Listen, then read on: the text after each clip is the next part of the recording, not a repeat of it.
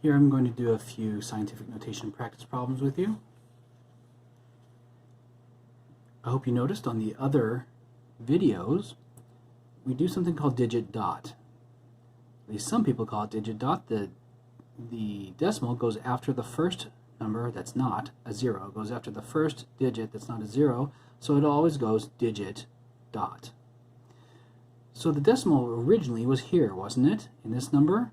If I need it to be digit dot, 6 point, then the decimal has to go 1, 2, 3, 4 spots. And what we're going to do is we're going to put the decimal here, but then we're going to tell the rest of the truth. Where is the decimal really? It's really 4 spots bigger than I'm showing you here. 1, 2, 3, 4 spots bigger. In this case, I need the decimal to live here so that it's after the first number that's not a zero. So I need 8.09. Where is the decimal really, though? It's not really here. It's 10 decimal spots smaller, negative 5. Negative 5. 5 spots smaller than I'm really showing you here. It's 5 spots back there for real, isn't it?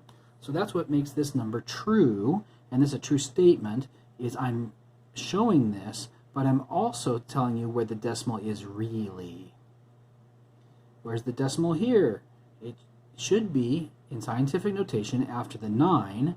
How many spots did I have to move it? It was originally here. I had to move it 3, 6, 7 spots to get it there. So it's not really here. It's 7 spots bigger than I'm really showing you here.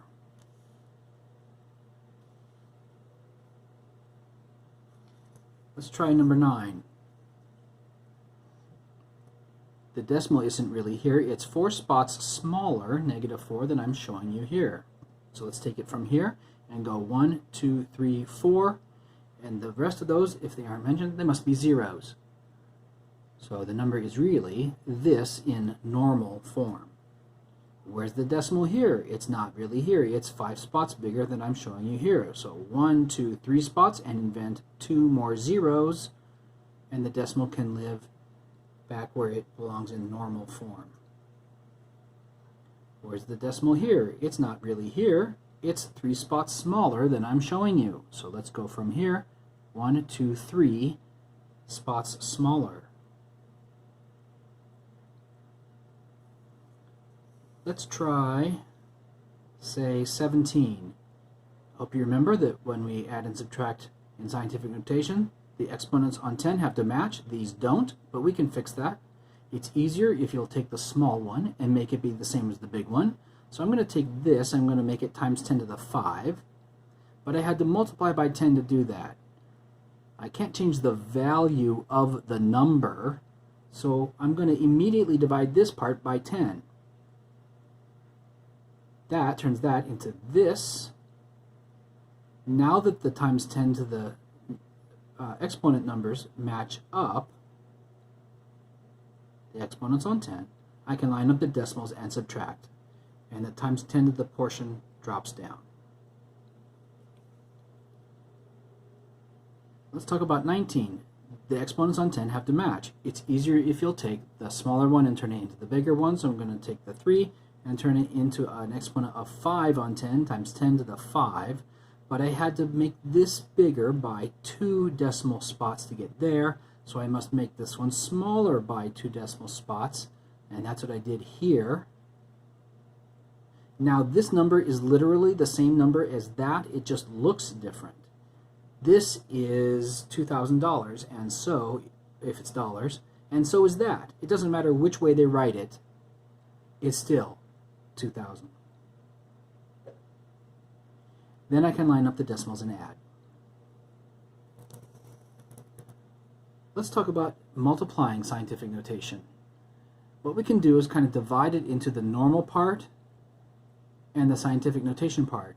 And I would jot this down. What we do is we add the exponents when we're multiplying in scientific notation. So what we get is 3 times 2 is 6. And then negative 6 plus negative 6 is negative 12. So we get 6 times 10 to the negative 12. 4 times 1.5 is 6. Negative 2 plus 9 is positive 7.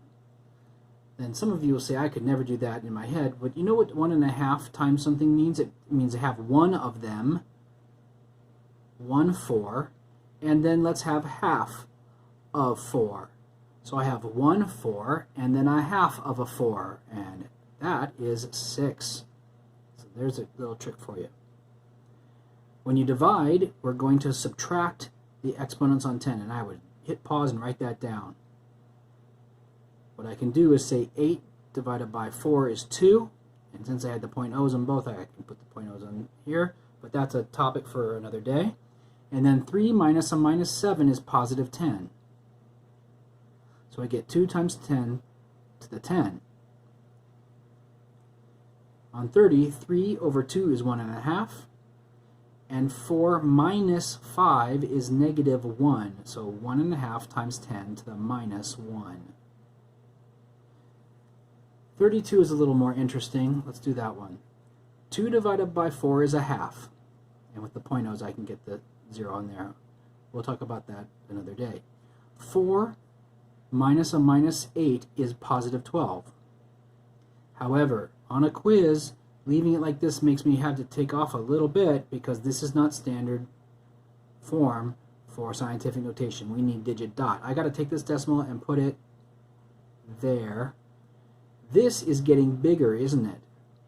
From 0.5 to 5 is 1 decimal bigger, or multiplying by 10, same thing. So I need to take this part and make it smaller. If one half of these goes up by a decimal, the other must go down by a decimal to make it the same value.